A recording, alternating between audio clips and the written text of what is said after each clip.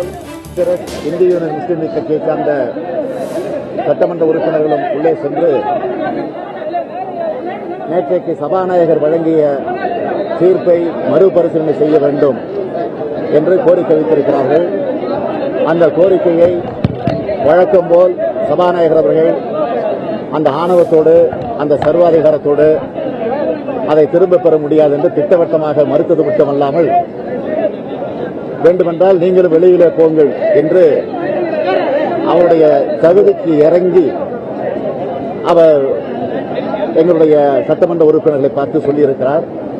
அதை கண்டிக்கக்கூடிய வகையில் எங்களுடைய சட்டமன்ற உறுப்பினர்களும் காங்கிரஸ் இந்திய யூனியன் முஸ்லீம் லீக் கட்சியை சார்ந்த உறுப்பினர்களும் அதை கண்டித்து வெளிநடப்பு செய்திருக்கிறார்கள். அது மட்டுமல்ல, நேற்றைக்கு சபாநாயகர் வழங்கியிருக்கக்கூடிய தீர்ப்பு என்னவென்று கேட்டால், பேரவையின் விதிகளுக்கு மாறாக அவையில் குந்தகம் செய்ததால் சட்டமன்ற பேரவை விதி 121(2) கீழ் 17/8/2016 முதல் ஒரு வாரத்திற்கு, இங்கேதான் நீங்க நன்றாக கவனிக்கணும், ஒரு வாரத்திற்கு பேரவை பணியிலிருந்து, அதாவது பேரவை பணியிலிருந்து சட்டமன்றத்தில் நாங்கள் உள்ளே சென்று ஆற்றுகிற அந்த பேரவை பணி, அந்த பேரவை பணியிலிருந்து தற்காலிகமாக நீக்கம் செய்ய வேண்டும் என்ற தீர்மானம் பேரவையில் நிறைவேற்றப்பட்டது என்ற நிலையில்தான் அது இன்றைக்கு வழங்கப்பட்டிருக்கிறது. இதில் தெளிவாக இருக்கிறது. ஆகவே சட்டமன்ற பேரவையில் இருக்கக்கூடிய நூல் நிலையத்திற்கோ அல்லது இந்த தலைமைச் செயலகத்தில் இருக்கக்கூடிய அதிகாரிகளுடைய அறைகளுக்கோ அல்லது அமைச்சர் அந்தஸ்தின் அடிப்படையில் உரிமை வழங்கப்பட்டிருக்கக்கூடிய எதிர்க்கட்சி தலைவருடைய அறை அலுவலகம், ஆக அந்த அலுவலகத்திற்கு கூட எதிர்க்கட்சி தலைவராக இருக்கக்கூடிய நானோ அல்லது எங்கள் கட்சியை சார்ந்திருக்கக்கூடிய சட்டமன்ற உறுப்பினர்களோ உள்ளே வரக்கூடாது என்று ஏற்கனவே 5-6 பேர் வந்தவர்களையும் வெளியிலே போக சொல்லி உத்தரவிட்டு அந்த அறையையும் பூட்டியிருக்கிறார்கள். அதேபோல 4ஆம் நம்பர் வாசலுடைய கதவையும் இன்றைக்கு பூட்டியிருக்கிறார்கள். எனவே இது முறையற்றது. இது ஒரு சர்வாதிகார போக்கோடு நடைபெறக்கூடிய நிலையில இது நடந்திருக்கிறது. ஆகவே அதை கண்டிக்கக்கூடிய வகையில் தான் ஒரு அடையாள ஒரு தர்ணா போராட்டத்தை இன்றைக்கு நாங்கள் நடத்த வேண்டிய அவசியத்திற்கு வந்திருக்கிறோம். திமுக உறுப்பினர்கள் வெளியேற்றப்பட்டார்களா? வெளிநடப்பு தான் செஞ்சிருக்கிறாங்க. அதான் அவரே சொல்லியிருக்காரு, உங்க இஷ்டம் தான் வெளியில போங்க அப்படின்னு சொல்லிட்டாரு.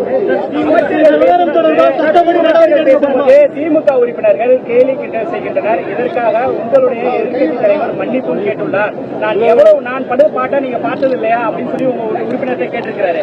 இப்ப திமுக உறுப்பினர்களும் அதிக அளவில் உள்ளே ரகளை செய்கின்றனர் என்பதை அவர் பதிவு செஞ்சிருக்கிறாரு. அவர் இஷ்டத்துக்கு பதிவு பண்ணிட்டு இருக்கிறாரு. வாய்க்கு வந்தபடி அவர் மனசுக்கு என்றபடி எல்லாம் பதிவு பண்ணிட்டு இருக்காரு. அதுக்கு மறுப்பு சொல்றதுக்கோ விளக்க சொல்வதற்கோ எங்களுக்கு வாய்ப்பு தராத காரணத்தால இந்த பிரச்சனையே வருது.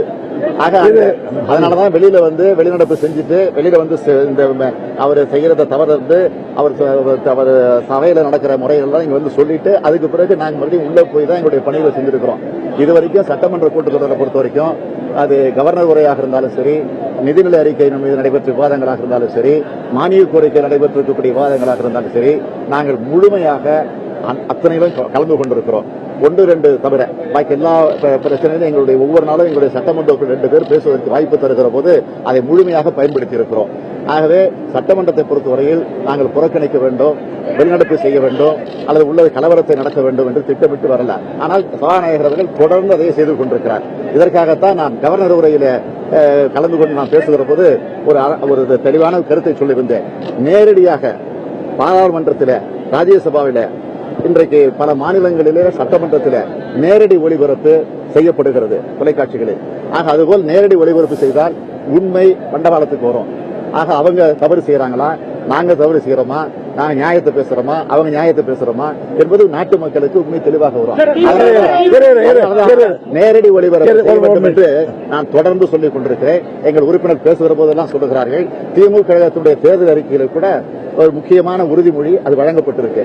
ஆக அதை ஏன் செய்வதற்கு இந்த ஆட்சி தயங்குகிறது? ஆகவே இதிலிருந்து நீங்கள் தெரிந்து கொள்ளலாம். நீதிமன்றத்தில் வழக்கு இருக்குன்னு சொல்லியிருக்கிறாங்களா? நீதிமன்றத்தில் வழக்கு இருக்கலாம். அது வந்து நிதி பற்றாக்குறை என்ற காரணத்தை அரசே சொல்லியிருக்கு.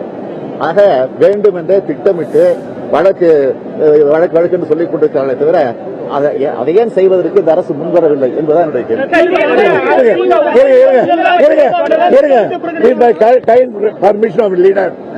ஒரு விஷயத்தை சொல்றேன். சபாநாயகருக்கு சட்டமே தெரியல. அவர் நினைச்சுக்கிட்டு இருக்காரு இந்த கோட்டை முழுவதும் அவருடைய ஆதிக்கம் இல்லை. இந்த கோட்டையில 2 பகுதிகள் இருக்கு. Judiciary, legislature, executive. இதுதான் 3 பிரிவு. Fundamental rights, separation of powers. இதுல லெஜிஸ்லேச்சர் இந்த ஒரு பகுதி, மற்ற எக்ஸிகியூட்டிவ் அது சீஃப் செக்ரட்டரியுடைய பர்மிஷன் இறங்குறது. ஒரு சட்டமன்ற உறுப்பினர் என் தொகுதி சம்பந்தமாக நான் பல அதிகாரிகளை சந்திக்கணும்னா எங்களை கோட்டைக்கு உள்ள போறதுல தடுக்கிறதுக்கு எந்த அதிகாரமும் சபாநாயகருக்கு கிடையாது.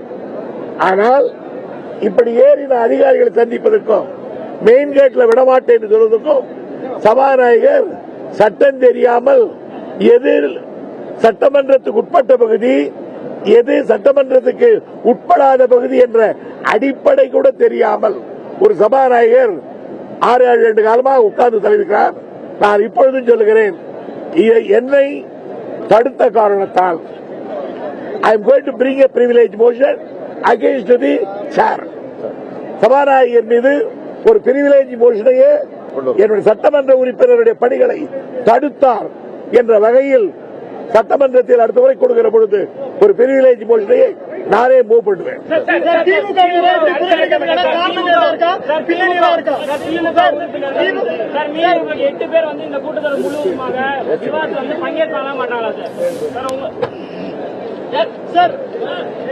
அடுத்த கட்டமா என்ன சொல்ல போறாங்க?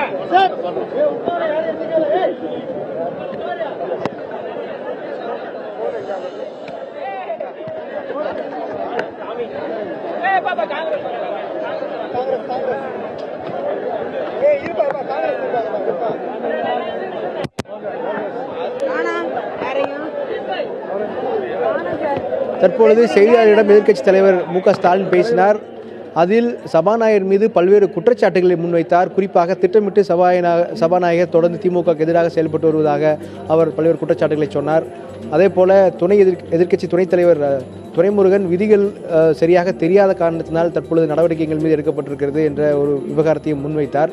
திமுக இந்த விவகாரத்தை அதாவது தங்களுடைய நடவடிக்கைகளை அவைக்குள் தங்களுடைய நடவடிக்கைகள் நியாயமாக இருந்ததாகவும் ஆனால் வேண்டுமென்றே தங்கள் மீது நடவடிக்கை எடுக்கப்பட்டதாகவும் இந்த பேச்சில் இருந்ததை பார்க்க முடிகிறது. தற்பொழுது மு.க. ஸ்டாலின் தர்ணாவில் காலையிலிருந்து அமர்ந்திருந்தார். தற்பொழுது அந்த பகுதியிலிருந்து கிளம்பி கொண்டிருக்கிறார். மற்ற திமுக உறுப்பினர்களும் இந்த பகுதியிலிருந்து கிளம்புவார்கள் என தெரிகிறது. எனவே தற்பொழுது இந்த தர்ணா போராட்டம் இன்னும் சற்று நேரத்தில் முடிவுக்கு வரக்கூடிய வாய்ப்பு இருப்பதாகவே பார்க்கப்படுகிறது. இன்று காலையில் பேரவை வளாகத்திற்குள் திமுக உறுப்பினர்கள் நுழைய முயற்சி செய்தார்கள். அதற்கு பிறகு அவை காவலர்கள் அவர்களை உள்ளே அனுமதிக்கவில்லை. அதே போல அவை காவலர்கள் உள்ளே அனுமதிக்காததால் எதிர்க்கட்சி தலைவர் ஸ்டாலின் மற்றும் எதிர்க்கட்சி துணைத் தலைவர் துரைமுருகன் ஆகியோர் பேரவை வளாகத்திற்கு வந்தார்கள். தங்களது அறைக்கு செல்ல வேண்டும் என்ற முயற்சியை மேற்கொண்டார்கள். அப்பொழுது அவை காவலர்கள் உள்ளே அனுமதிக்கவில்லை. தற்பொழுது செய்தியாளர்கள் பேசிய பொழுதும் அதைத்தான் சொன்னார்கள். நாங்கள் பேரவை அலுவல் நடக்கக்கூடிய பேரவைக்குள் நாங்கள் செல்ல முயற்சி செய்யவில்லை, எங்களது அறைக்குத்தான் செல்ல வேண்டும் என்ற கோரிக்கையை முன்வைத்தார்கள். அதே போல சம்பந்தப்பட்ட துறை ரீதியாக அதாவது ஒரு தொகுதியில் தாங்கள் எம்எல்ஏக்களாக தேர்ந்தெடுக்கப்பட்டிருக்கிறோம், மக்கள் பிரதிநிதியாக வந்திருக்கிறோம், எனவே மக்கள் பிரச்சனை தீர்ப்பதற்காக சம்பந்தப்பட்ட அதிகாரிகளை சந்திக்க வேண்டும், எனவே அதற்கு வளாகத்திற்குள்ளே செல்ல அனுமதி வேண்டும் என்ற கோரிக்கையும் அவர்கள் தொடர்ந்து முன்வைத்தார்கள். காலை முதல் தொடர்ந்து சட்டப்பேரவை வளாகம் திமுக உறுப்பினர்களுடைய இந்த போராட்டத்தால் மிகவும் பரபரப்பாக இருந்தது. அவைக்குள்ளும் வெளியிலும் நூற்றுக்கணக்கான போலீசார் குவிக்கப்பட்டிருந்தார்கள். தொடர்ந்து போலீசார் அந்த பகுதியில் தான் இருக்கிறார்கள் என்பதை பார்க்க முடிகிறது. இன்னும் இந்த விவகாரம் குறித்து பல அம்சங்கள் பேச வேண்டியது இருக்கிறது. இடைவேளைக்கு பிறகு இது குறித்து தொடர்ந்து பேசுவோம்.